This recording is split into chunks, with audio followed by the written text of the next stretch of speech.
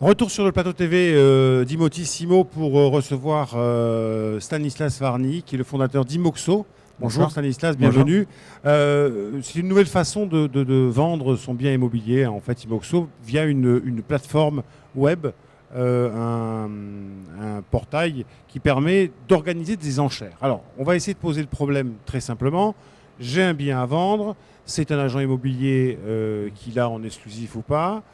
Et puis mon bien, il est là en vitrine, on le visite, mais il ne se passe pas grand-chose. Et vous avez finalement inventé une solution qui est de booster un petit peu ça via un système d'enchères. Expliquez-moi. Oui, tout à fait. Aujourd'hui, l'agent immobilier, sa manière de travailler, la manière traditionnelle, c'est de présenter le bien sur les sites de visibilité au prix du mandat.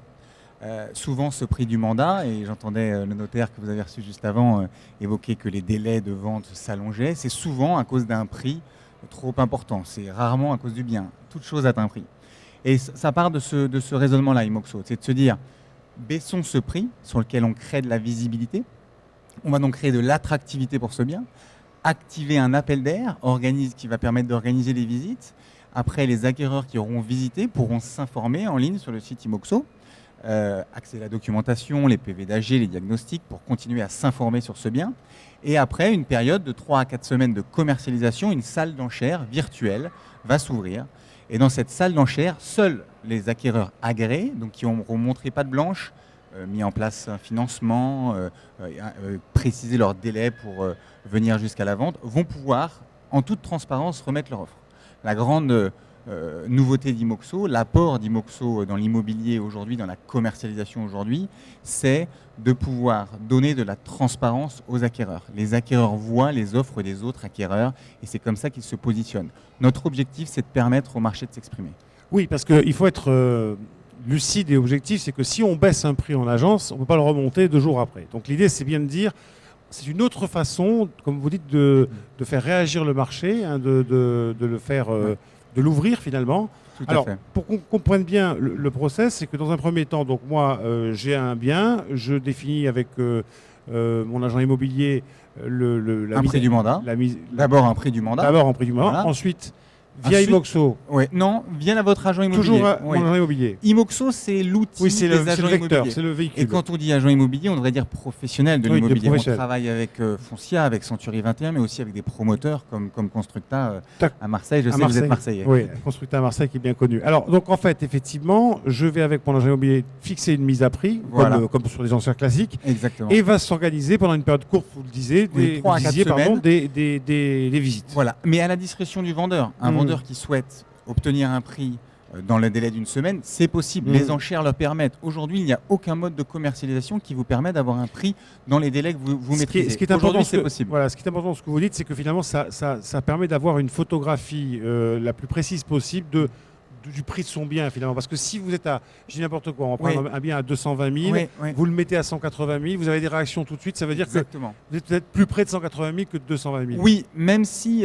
Imoxo, l'objectif d'Imoxo, c'est de vendre. Voilà. On est dans une démarche de vente. On n'est pas dans une démarche d'évaluation de son bien. Bien sûr. Mais c'est quand même, pour le vendeur, c'est important. Oui, c'est important, surtout que le vendeur, et il faut bien préciser ça, on est dans le cadre des enchères et pas de la vente aux enchères. Ça veut dire que le vendeur garde le droit à tout instant de ne vendre ou de ne pas vendre. Si le prix à la fin de l'enchère n'est pas dans les lignes de ses attentes, il n'est pas obligé de vendre. Voilà.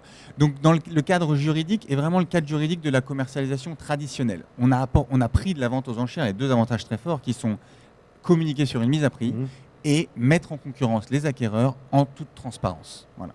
Alors, ce portail-là, vous le disiez, va s'élargir puisque vous êtes de plus en plus de professionnels de l'immobilier qui vous rejoignent.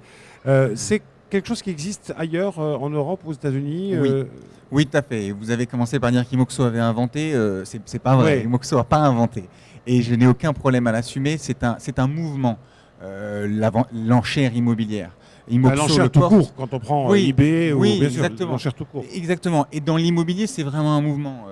Imonote, qui est présent aussi au salon, propose une solution d'enchère immobilière qui, par contre, n'est accessible qu'aux notaires.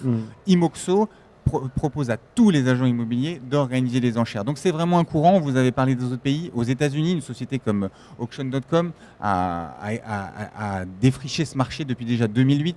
Dans les pays nordiques, l'enchère représente 20% des transactions. Donc la France a beaucoup de retard par rapport à ce mode de commercialisation.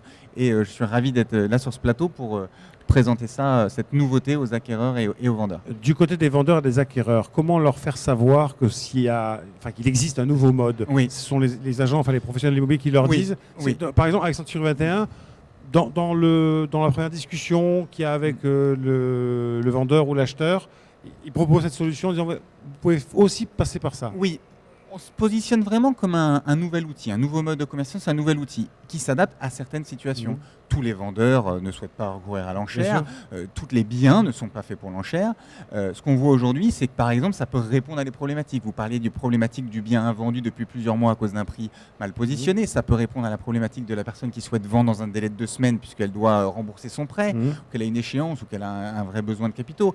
Donc, ce qu'il faut bien comprendre, c'est les deux valeurs de l'enchère, c'est maîtriser les délais et faire s'exprimer le marché. Et la combinaison, ces deux valeurs ajoutées vont dans différentes situations. Aujourd'hui, si vous rentrez dans le Century 21 à Lille qui propose déjà Imoxo, vous pouvez aujourd'hui recourir à l'enchère. Mais maintenant, en termes de communication pour les enchères, ça passe par les agents immobiliers, mais ça passe aussi par la visibilité qui sont données sur nos annonces. Vous allez sur un site comme Se Loger, aujourd'hui, vous trouverez des biens qui sont aux enchères. Mais ce sera écrit précisément que le bien est en forme d'enchère. Une dernière chose, votre mode de rémunération?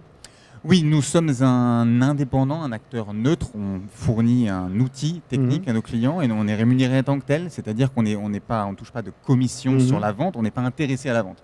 Nous, ce qu'on souhaite, Imoxo, il est payé pour permettre au marché de s'exprimer. Donc ça correspond à des abonnements payés par les agents immobiliers de quelques centaines d'euros à la mise aux enchères.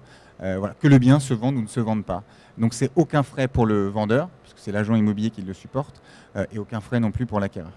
Stanislas Farny, merci beaucoup d'être venu nous présenter Imoxo, donc ce portail très innovant de vente aux enchères. Alors, de vente aux enchères, nouvelle formule, puisqu'on n'est pas dans la vente aux enchères classique, on peut le voir. Vous avez tout compris. Depuis plusieurs années. Merci de votre Merci à vous et à Merci. très vite pour une nouvelle émission sur le plateau TV d'Imotissimo.